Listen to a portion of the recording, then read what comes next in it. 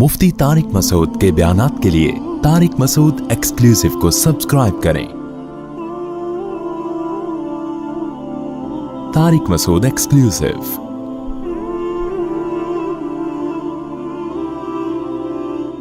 कुछ होते हैं जो अल्लाह का इनकार करते हैं, कुछ होते हैं जो अल्लाह को मानते हैं मगर अल्लाह के साथ बहुत सौ को शरीक करते हैं, तो उनका अल्लाह को मानना ना मानना बराबर। क्योंकि जब आपने दर्जनों मान लिए तो फॉलो किसको करना है आपको पता ही नहीं होता। क्या ख्याल है भाईजान? भाईजान आपको यही नहीं पता है कि आपके अब्बा हैं कौन से, तो किसके हुकूक अदा करने हैं किसके नहीं करने, ये मुमकिन है? अब्बा कितने होते हैं? एक होते हैं। अब्बा एक होते हैं। और ये भी याद रखो, ये जो बात से बात निकली है, बीवी एक नहीं होती, एक भी होती, कभी चार भी हो जाती हैं, लेकिन बीवियों का शौहर एक होता है। वो भी इसलिए कि औरत ने इताअत करनी है किसकी? शौहर की। अगर दो होंगे उसको नहीं पता चलेगा किसकी इताअत करनी है। तो हाकिम हमेशा एक, जिसको फॉलो किया जाता है वो दुनिया में हमेशा एक होता है। और मर्द बीवी को फॉलो, इस्लाम में बीवी को फॉलो नहीं करता। अगर इस्लाम में हुक्म होता है बीवी को फॉलो करना है तो बीवी एक से ज्यादा रखने की आपको इजाजत ना होती। बहुत टेक्निकल पॉइंट है। आज लोग फॉलो किसको कर रहे हैं? अब्बा को नहीं कर रहे, अम्मा को नहीं कर रहे, किसको कर रहे हैं? अम्मा भी एक होती है। क्या ख्याल है? आप कह सकते हैं वो भी चार होती हैं, वो चार नहीं, वो एक ही होती हैं, वो एक सोतेली होती हैं। बाकी वो सच्ची मुच्ची की जो अम्मा है वो कितनी होती हैं? एक। क्योंकि मां की इताअत का हुक्म है ना, तो वो भी कितनी है? एक। हाकिम जो जिसको फॉलो करना है वो हमेशा एक। आपके इलाके में 2 SHO आ जाए तो मामला सही चलेगा? तो ये जो अल्लाह ने कहा ना कि बीवी एक भी रख सकते हो, ज्यादा भी, ये इसकी अलामत है कि बीवी को फॉलो करने का हुक्म नहीं है। तो फिर क्या करें भाई? मोहब्बत करने का हुक्म है। मोहब्बत अलग चीज है, फॉलो करना अलग चीज है। और उसके हुकूक का ख्याल करना अलग चीज है। हुकूक का ख्याल करने का हुक्म है, मोहब्बत का हुक्म है, उसकी फरमाइशें जरूर पूरी करें, लेकिन उसकी इताअत के अहम मामलात में बेगम का फैसला आखिरी फैसला होगा, इसका शरीयत ने माजरत के साथ हमें हुक्म नहीं दिया, बल्कि अहम मामलात में आपका फैसला हरफ आखिर होगा। आज घरों में तलाकों का जो रेशो बढ़ा हुआ है उसकी बहुत बड़ी वजह यह है कि घर में पता ही नहीं होता कि इस घर का सरबराह कमबख्त है कौन। लोग मुझे कहते हैं कि आप ऐसी बातें करके घरों में लड़ाइयां लड़वाते हैं। मैं लड़ाइयां कम करवा रहा हूं ऐसी बातें करके। जिस घर में सरबराह का तायुन ना हो सके कि ये है कौन इस घर का चलाने वाला, किसकी सुनी जाएगी, तो वो घर कभी चल सकता है? भाई एक कंपनी में आपको ये नहीं पता कि इसमें मैनेजर है कौन, बॉस है कौन आपका, ये वाला बॉस है, ये वो बॉस, तो ऑफिस चल सकता है? तो घर भी नहीं चल सकता। तो तलाकों का जो रेशो है ना, ये सिर्फ मोहब्बत के बयानात से खत्म नहीं होगा।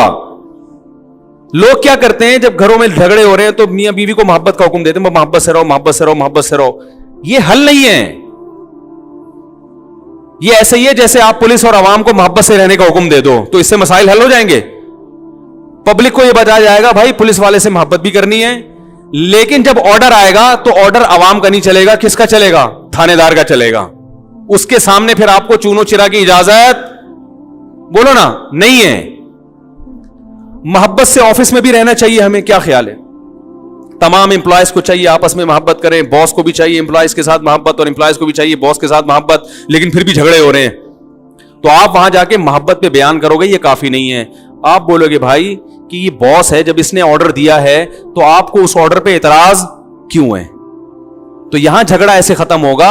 एम्प्लॉयज को मजबूर किया जाएगा कि बॉस कोई ऐसा हुक्म दे रहा है जो जायज है, कानून के तहत है, नाजायज नहीं, जायज है और आपकी इस्तिताअत में भी है, तो आपको उसकी माननी पड़ेगी। नहीं मानोगे तो लड़ाइयां होंगी। आज बहुत से लोगों को देखा है घरेलू झगड़े कैसे हल करते हैं।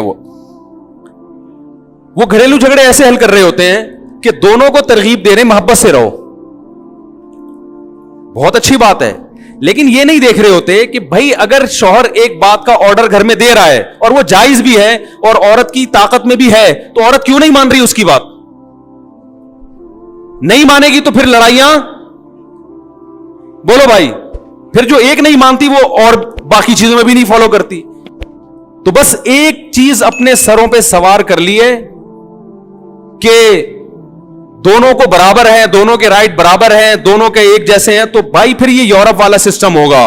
تو ان کی طرح پھر آزاد رہنا چاہتے ہو کہ پتہ ہی نہیں کہ بیگم کب پرس لٹکا کے جا رہی ہیں گھر سے باہر اور میاں صاحب کہاں جا رہے ہیں, تو یہ تو پورا نظام ہمارا تباہ و برباد ہو جائے گا میرے بھائی. اس نظام کو جبھی بچانا ممکن ہے جو اللہ اس کے رسول نے قانون بتا دیا کہ آخری فیصلہ کس کا ہوگا, مرد کا ہوگا.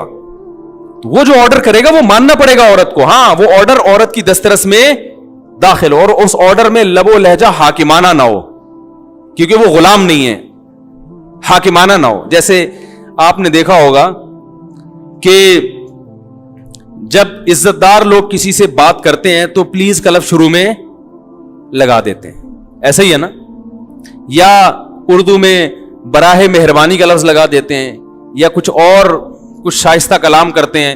تو یہ اس کی علامت ہوتی ہے کہ کلام کرنے والا بھی تمیزدار ہے اور جس سے کلام کیا جا رہا ہے آپ اس کو بھی عزت دے رہے ہیں. تو یہ ضرور ہے کہ ایسا لب و لہجہ جس سے حاکمیت جھلک رہی ہو, یہ جھلک رہا ہو کہ آپ اس کو غلام سمجھتے ہیں, یہ شریعت میں پسندیدہ نہیں ہے.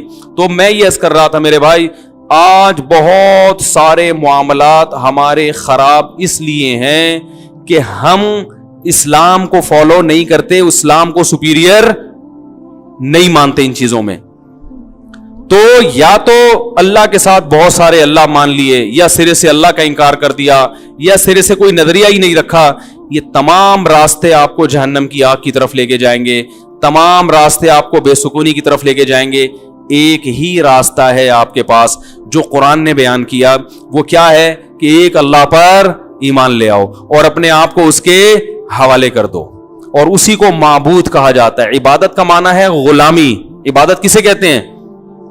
غلامی کو. اور جس کی عبادت کی جائے اسے کیا کہا جاتا ہے؟ معبود. تو ہم صرف ایک کے غلام ہیں, وہ کون ہے؟ اللہ ہے. تو بھائی یہ فیصلہ کرو کہ میں آزاد ہوں یا میں غلام ہوں. تو میں نے جو آیت پڑھی نا قرآن مجید کی, افرأیت من اتخذ الہہ ہواہ, اس آیت میں اللہ نے بتایا ہے کہ جو کسی کو معبود نہیں مانتا اور یہ کہتا ہے میرا کوئی معبود نہیں ہے, جو فری تھنکر ہیں یا اللہ کا انکار کرنے والے ہیں, اللہ فرماتے ہیں یہ جھوٹ بولتے ہیں, ان کا بھی معبود ہے. یہ جو کہتے ہیں نا میرا کوئی معبود نہیں, میں کسی کو فالو نہیں کرتا, یہ جھوٹ بولتے ہیں. آپ حیران ہوں گے بھائی, وہ تو خود کہہ رہے ہیں کہ ہم نہیں مانتے. اللہ اگر یہ کہتا کہ یہ غلط کہتے ہیں تو ہم کہتے ہیں بھائی واقعی غلط کہہ رہے ہیں, اللہ تو ہے. لیکن اللہ کہتے ہیں کہ یہ کیا کہہ رہے ہیں, یہ ان کا دعویٰ یہ ایسا ہے نہیں, یعنی یہ مانتے ہیں معبود کو. ارے عجیب بات ہے نا, ایک آدمی کہہ رہا ہے میں نہیں مانتا, آپ کہہ رہے ہو نہیں تو مانتا ہے, وہ کہہ رہا ہے میں جھوٹ بول رہا ہوں کیا, میرے دل کی حالت تو میں ہی جانتا ہوں نا. اللہ کہہ رہے کہ نہیں, ان کے دل کی حالت تم نہیں جانتے, یہ خود بھی نہیں جانتا, میں جانتا ہوں. یہ جو کہہ رہے ہیں میں کسی کو معبود نہیں مانتا, غلط کہہ رہے ہیں. یہ اپنی خواہشات کو خدا بنا کے بیٹھے ہوئے ہیں. دیکھو معبود اسے کہتے ہیں, آپ جب کسی کے غلام ہو نا, تو جب وہ کسی بات کا آرڈر کرتا ہے تو اس آرڈر کے پہ چلنے کے لیے لاجک نہیں پوچھی جاتی. دیکھو دوست آپ کو آ کے کہے گا کہ یہ کام کرو, آپ کہیں گے کیوں, کیا خیال ہے بھائی کیوں کروں, وہ وجہ بیان کرے گا. لیکن تھانے دار آیا اور کہہ رہا ہے موبائل میں بیٹھو, تو آپ ایک دو دفعہ پوچھ تو لیں گے بھائی احتیاطاً کیوں, لیکن وہ وجہ بتانے کا پر مکلف وہ کہے گا تھانے میں چل کے بتاؤں گا. تو بیٹھنا پڑے گا نا آپ کو. وہ کارڈ دکھائے گا بھائی میں تھانے دار ہوں, میں وردی میں آیا ہوں, مجھے حکومت نے اجازت دی ہے کہ میں آپ کو, میرے پاس عدالت سے نوٹس آیا کہ اس بندے کو اٹھا کے لے آؤ. تو آپ کو مطمئن کرنا ضروری نہیں ہے, عدالت نے نوٹس بھیجا اس کو اٹھا کے لے آؤ. کیا خیال ہے؟ دوبارہ بتا دیتا ہوں, بھی سمجھ میں نہیں آیا. تھانے دار آیا, فرض کرو گیٹ پہ کھڑا ہوا ہے, بولے باہر آئے. آپ باہر آئے کہ نہیں, موبائل میں بیٹھے, یہ عدالت نے نوٹس دیا ہے کہ اس بندے کو اٹھا کے لے آؤ, اریسٹ کرو. آپ کہیں کیوں, وہ کہیں ایکچولی بات یہ تھی کہ آپ پر چوری ثابت ہوئی ہے. آپ کہیں نہیں یہ بالکل غلط ہے. وہ کہے, اب تھانے دار کہہ رہے وہ اصل میں عدالت میں گواہوں نے ثابت کیا. آپ کہہ رہے ہیں وہ گواہوں کو میں جانتا ہوں, وہ تو خود چور ہیں. اب ایس ایچ او صاحب کہہ رہے ہیں کہ بھائی وہ اصل میں نہیں, ایسا نہیں ہے, یہ بات ثابت ہو چکی ہے کہ وہ چور نہیں ہے, آپ چور ہیں. آپ کہہ رہے ہیں نہیں آپ کو غلط انفارمیشن ملی ہے. وہ کہہ رہا ہے بھائی شناختی کارڈ پہ جو نام ہے وہی آپ کا نام ہے. عدالت نے جو نوٹس بھیجا, ایڈریس بھیجا وہی ہے. کہہ رہے نہیں, وہ اصل میں وہ سیم نام کا ایک اور بندہ دوسرے محلے میں بھی رہتا ہے. تو وہ ایس ایچ او صاحب کے پاگل ہونے کی علامت ہے نا, ہیں؟ کیا خیال ہے؟ وہ آپ کو وہ کیا کر رہا ہے؟ اب کہہ رہے ہیں کرسی لے آؤ, ادھر سے چائے لے آؤ, میں اس کو بیٹھ کے سمجھاتا ہوں. جب یہ سمجھ جائے گا تو میں اس کو اریسٹ کروں گا, کیونکہ یہ ایک آدمی کی سمجھ میں ہی نہیں آ رہا میں اس بیچارے کو اریسٹ کیوں کروں. ایسی کوئی پولیس دنیا میں دیکھی آپ نے؟ کیا ہو گیا بھائی؟ لیکن یہی کام ہوتا ہے, آپ کا کوئی دوست آتا ہے یا ویسے کوئی ان نون پرسن آیا, وہ آ کے کہتا ہے گاڑی میں بیٹھو, آپ پوچھیں گے نا کیوں, وہ کہے گا آپ چور ہو, آپ بولیں گے کس نے کہہ دیا. اب بحث کرنا بنتا ہے. کیا خیال ہے بھائی؟ تو جب آپ کسی کو گاڈ مان لیتے ہیں, خدا مان لیتے ہیں, تو جب وہ آرڈر دے گا تو بحث کرنا نہیں بنتا. نہیں آ رہی بات؟ پھر بحث کرنا نہیں بنتا. پھر بھائی وہ پھر گاڈ ہونے کا فائدہ کیا؟ خدا ہونے کا فائدہ کیا اس کا؟ معبود ہونے کا, آپ کے غلام اور اس کے آقا ہونے کا فائدہ کیا رہا ہوا؟ اگر اس کو بھی سمجھانا ہے ہر چیز یہ کرو یہ نہیں کرو, جیسے میں نے بھی بات کی نا, گھر کا سربراہ کون ہے؟ قرآن کے مطابق مرد ہے. اب خواتین بحث کرتی ہیں, تو بھائی اگر آپ نے بحث کرنی ہے تو اسلام چھوڑ دو. اب بولے میں مسلمان نہیں ہوں, میں اسلام کو نہیں مانتی, میں اللہ کو نہیں مانتی, میں قرآن کو نہیں مانتی, ختم.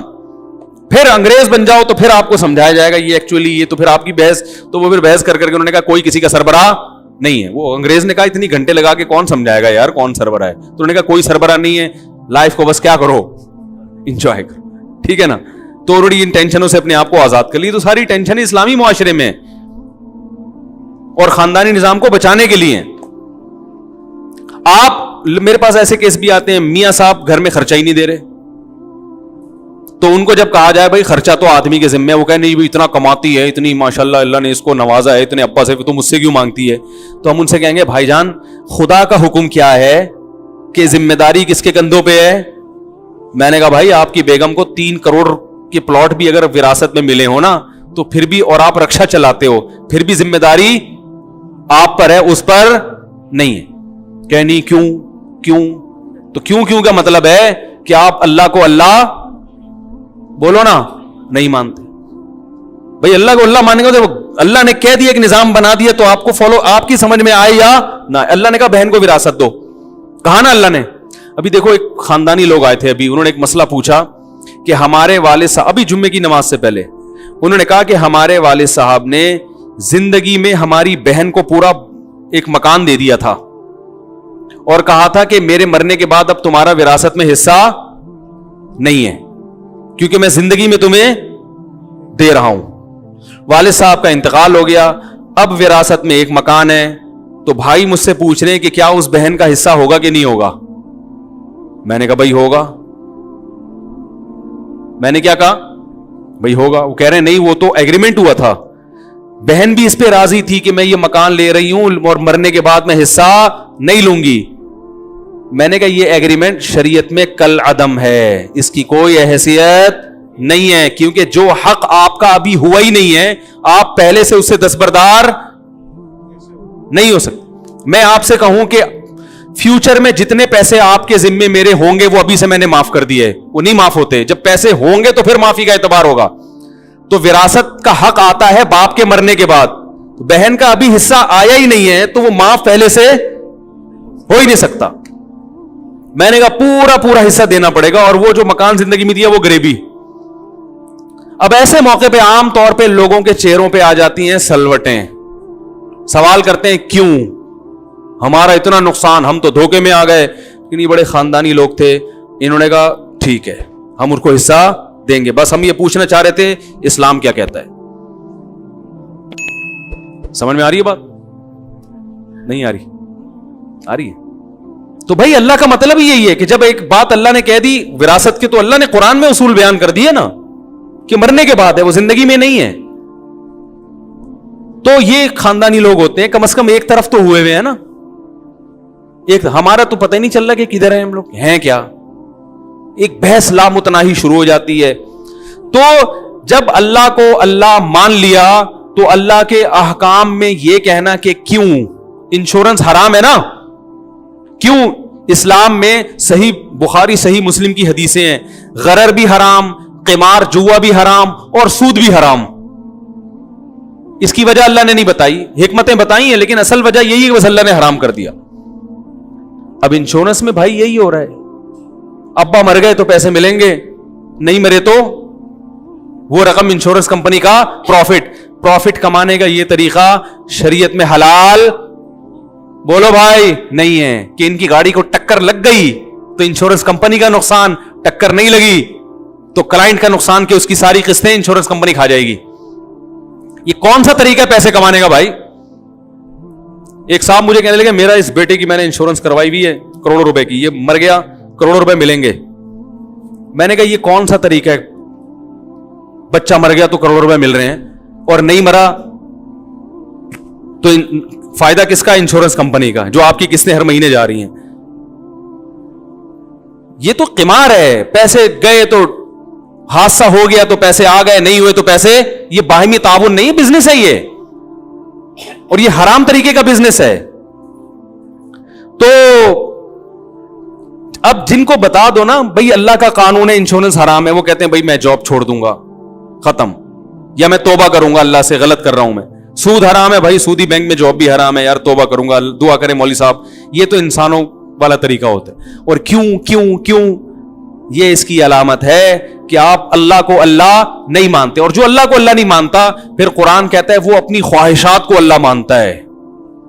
اس کا دل جو چاہے گا پھر وہ اس سے لاجک نہیں پوچھے گا. نہیں یاری بات, یعنی جس کو خدا مان لیا تو اس کا مطلب اس کے حکم پر عمل کرنے کے لیے اس حکم کی لاجک سمجھ میں آئے یا نہ آئے یہ ضروری نہیں ہے. تو اللہ فرماتے ہیں جو اللہ کو اللہ نہیں مانتے, جن کا ایک خدا نہیں ہے, ان کی خواہشات ان کے خدا ہیں, اور پھر ان کا ایک نہیں ہے, سینکڑوں, جتنی خواہشات ہیں اتنے سارے ان کے خدا ہیں. شرابی کا خدا کیا ہے؟ اس کی خواہش. جب اس کا دل چاہتا ہے میں شراب پیوں تو وہ اس دل سے پوچھتا ہے کہ کیوں ہے. اگر یہ عقل سے پوچھتا ہے, اگر عقل سے پوچھے گا عقل کہے گی بھائی اس کے یہ نقصان ہے, جگر کو نقصان ہوتا ہے اور لت پڑتی ہے.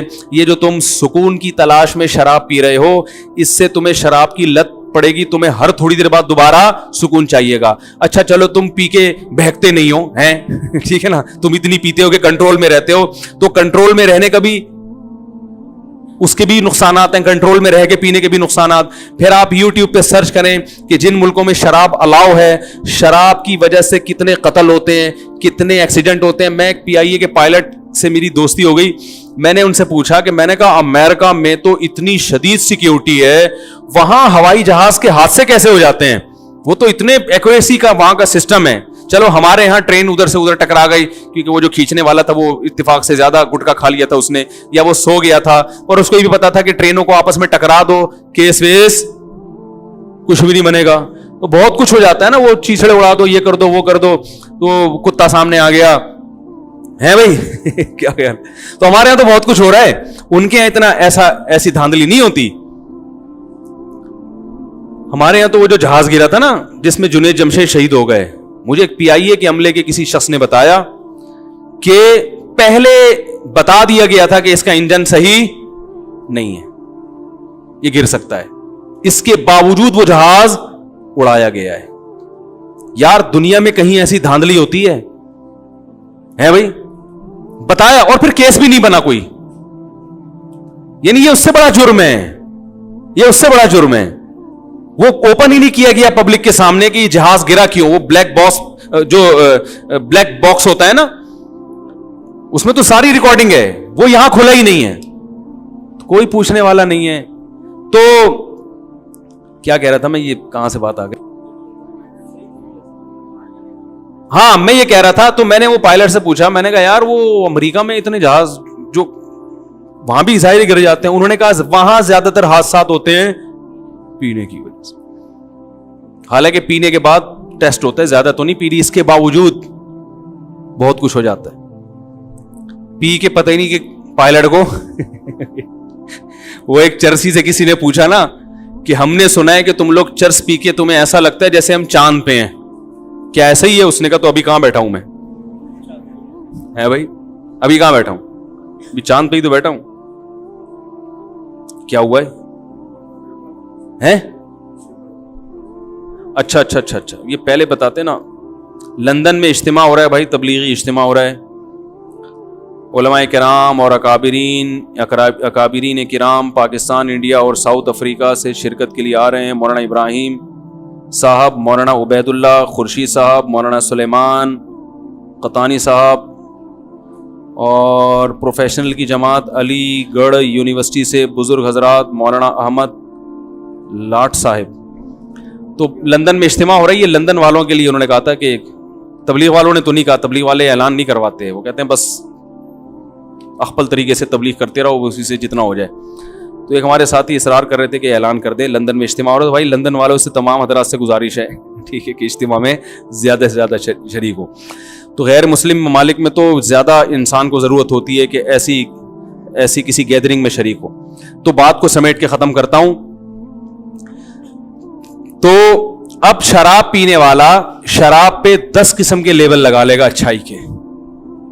وہ اس لیے لگا رہا ہے کہ اس نے اپنی خواہش کو اپنا خدا, اس کی خواہش کہہ رہی ہے پیو, تو بھائی سمجھ میں آئے نہ آئے کرنا کیا ہے, بولو نا, پینا ہے.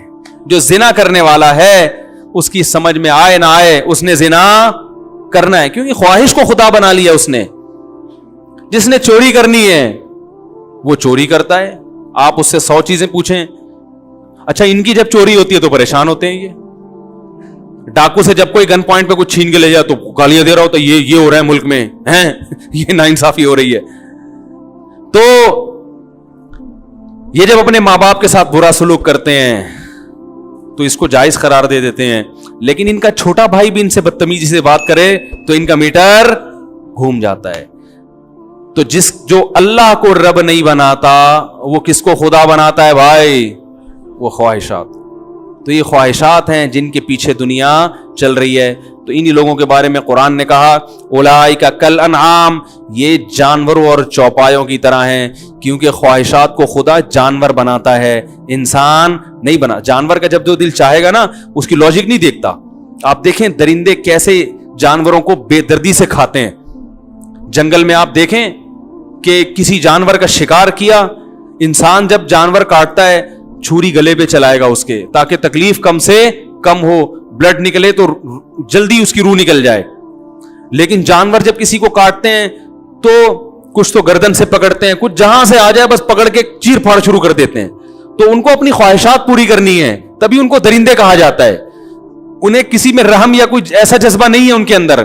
اس لیے اللہ نے فرمایا کہ جو اپنی خواہشات کو پورا کرتے ہیں اولئک کالانعام, یہ جانوروں کی طرح چوپایوں کی طرح, بل ہم اضل, بلکہ ان سے بھی زیادہ بدتر, کیونکہ اس کو تو اللہ نے سمجھ دی ہے, انہیں سمجھ نہیں دی. یہ تو مہذب ہے, وہ مہذب نہیں ہے. تو اللہ کی نظر میں خواہشات کے پیچھے چلنے والا گدھوں اور کتوں سے بدتر, چاہے وہ 3 پیس اور سوٹ اور ٹائی میں کیوں نہ گھومے. ہمارے ہاں انسان کی عزت کا معیار اس کا لباس اور دولت بن چکی ہے.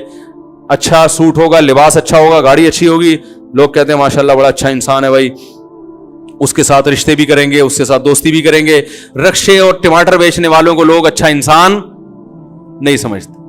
اور جو سچ بول رہا ہوگا, اپنی خواہشات کو خدا نہیں بنایا, ایک نظریاتی انسان ہے, ایک ویژن ہے اس کا, اس ویژن کو سامنے رکھ کر زندگی, اور ویژن اچھا صحیح ویژن ہے, اس کو سامنے رکھ کر زندگی گزار رہا ہے, تو میرے بھائی اس کو لوگ اچھا انسان نہیں سمجھتے.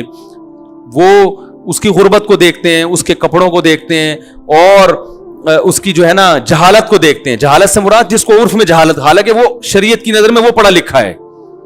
پی ایچ ڈی ڈاکٹر وہ شریعت کی نظر میں پڑھا لکھا نہیں ہے اگر وہ چور ہے تو, اور ایک جاہل آدمی وہ شریعت کی نظر میں پڑھا لکھا ہے اگر وہ چور نہیں ہے. تو یہ آخرت کا جو معاملہ ہے میرے بھائی, جس میں یہ فیصلہ ہوگا کہ اچھا کون ہے برا کون ہے, اس کا معیار بالکل ہی الگ ہے. یہ بالکل ہی ایک الگ کیٹیگری میں لوگ جو ہے نا ڈیوائیڈ ہو جائیں گے قیامت کے دن. تبھی قرآن کہتا ہے بہت سے چہرے سیاہ ہوں گے مگر سفید ہو جائیں گے, بہت سے سفید چہرے سیاہ ہو جائیں گے.